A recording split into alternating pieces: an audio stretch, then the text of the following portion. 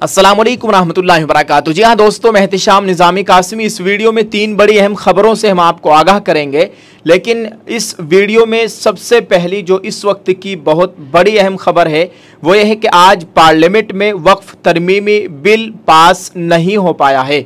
वहीं दूसरी जानिब मौलाना महमूद मदनी साहब सदर जमीयतुल उलमा ने वक्फ तरमीमी बिल के ताल्लुक से एक बड़ा अहम बयान जारी किया है और जमीयतुल उलमा के जनरल सेक्रेटरी के ताल्लुक से एक बहुत ही ज़रूरी खबर आपके साथ शेयर करनी है।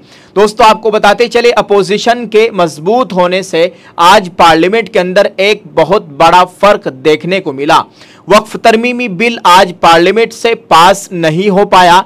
इसे ज्वाइंट पार्लियामेंट्री कमेटी के हवाले कर दिया गया है, जिसको जेपीसी कहते हैं।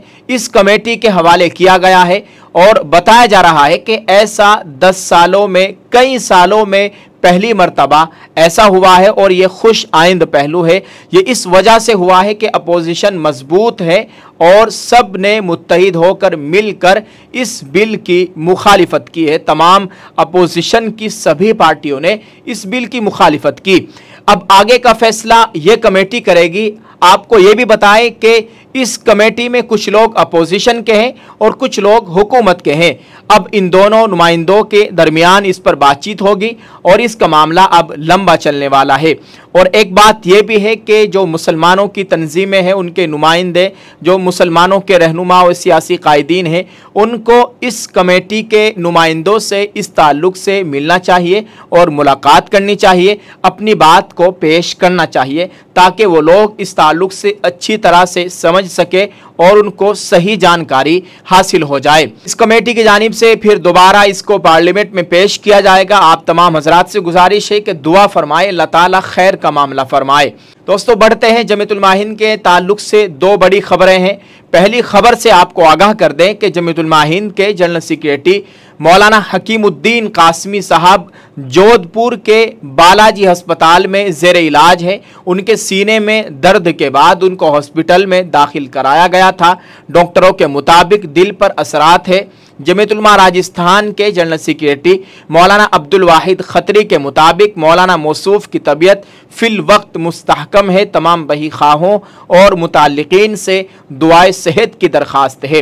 ये जानकारी जमीयतुल उलमा की जानिब से ही एक लेटर पैड पे जारी की गई है। मौलाना हकीमुद्दीन कासमी साहब की सेहत के लिए तमाम मुसलमानों से दुआए सेहत की अपील की गई है। सभी से गुजारिश है, ख़ासतौर से मौलाना के लिए दुआ फरमाए, अल्लाह ताला उनको सेहत व आफियत वाली लंबी उम्र अता फरमाए, अल्लाह ताला उनको मुकम्मल शिफा अता फरमाए। दोस्तों, जमीयतुल उलमा के सदर मौलाना महमूद असद मदनी ने वक्फ एक्ट में मुजव्वज़ा तरमीमात के बारे में सख्त तशवीश का इजहार किया है। उन्होंने कहा कि आज पार्लियामेंट में जो तरमीमात पेश की गई है वो वक्फ जायदादों के तहफ़्फ़ुज़ के लिए नुकसानदेह है। इसके ज़रिए हुकूमती इदारों को गैर ज़रूरी मुदाखलत का मौका मिलेगा, जिससे वक्फ की असली हैसियत और खुदा की मिल्कियत का तसव्वुर पामाल होगा।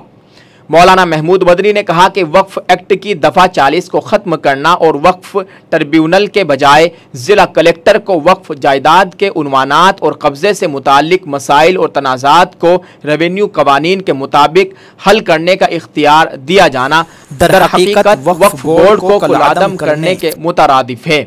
उन्होंने कहा है कि बाइसे ताज्जुब है कि जब किसी ज़मीन पर सरकार का कब्ज़ा हो तो उसकी मिल्कियत का फैसला भी कलेक्टर के ज़रिए किया जाएगा। ऐसी सूरत में मुनसिफ और मुद्दई दोनों सरकार रही होगी। ऐसा लगता है कि कुछ फ़िरका परस्त अनासिर ने वक्फ एक्ट को ख़त्म करने की जो मुहिम चलाई थी, मौजूदा सरकार उन लोगों के नापाक ख्यालात से मुतासिर है। मौलाना मदनी ने कहा कि इस तरह का इक़दाम सुप्रीम कोर्ट की तय करदा हिदायत और आईन हिंद की दफ़ा 26 की खिलाफ वर्जी है। मौलाना मदनी ने पेटिशन एक्ट 1963 से वक्फ जायदादों को हासिल तहफ़्फ़ुज़ के खात्मे, वक्फ बाय यूज़र और वक्फ अलल औलाद को ख़त्म करने की तजवीज़ को भी बदनीयती पर मबनी करार दिया है। वक्फ जायदादों की तारीख़ी और सकाफ़ती अहमियत को उजागर करते हुए मौलाना मदनी ने मज़ीद कहा कि वक्फ जायदादें खुदा की मिल्कियत है। ये किसी हुकूमत या इक़्तिदार आला के तसर्रुफ़ और कब्ज़े में नहीं लाई जा सकती। नीज़ उनके मकासद भी तय हैं जिनकी हिदायत इस्लामी तालीमात में दी गई है। इसलिए यह इंतहाई ज़रूरी है कि वक्फ जायदादों का इंतज़ाम और इख्तियार वक्फ बोर्ड के ही पास रहे और इसमें मुस्लिम स्कॉलर की नुमाइंदगी भी बरकरार रहे ताकि औकाफ के तकद्दुस और मकसद को बरकरार रखा जा सके। मौलाना महमूद मदनी ने हुकूमत से अपील की कि वो मुजव्वज़ा तरमीमात को वापस ले और तमाम स्टेक होल्डर्स बशमूल मजहबी रहनुमाओं और वक्फ इंतजामिया के इदारों के साथ तफसीली मुशावरत करें। उन्होंने कहा कि कानून में तरमीम या तब्दीली कोई ममनू चीज़ नहीं है।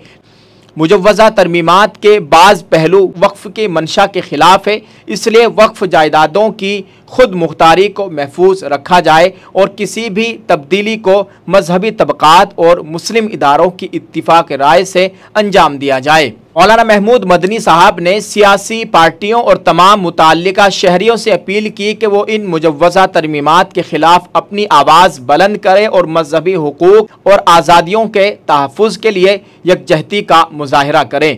मौलाना महमूद मदनी साहब सदर जमीयतुल माहिन ने यह बयान दिया है, जो उनका यह बयान सोशल मीडिया पर खूब वायरल हो रहा है। और आप इस ताल्लुक़ से दोस्तों क्या कहना चाहेंगे कमेंट में ज़रूर लिखिएगा। दुआ फरमाइएगा अल्लाह ताला मुसलमानान हिंद के हाल पर रहम फरमाए। अल्लाह ताला हमारे मुल्क में अमन व अमान का माहौल कायम फरमाए। आमीन। अस्सलामु अलैकुम व रहमतुल्लाहि व बरकातुहू।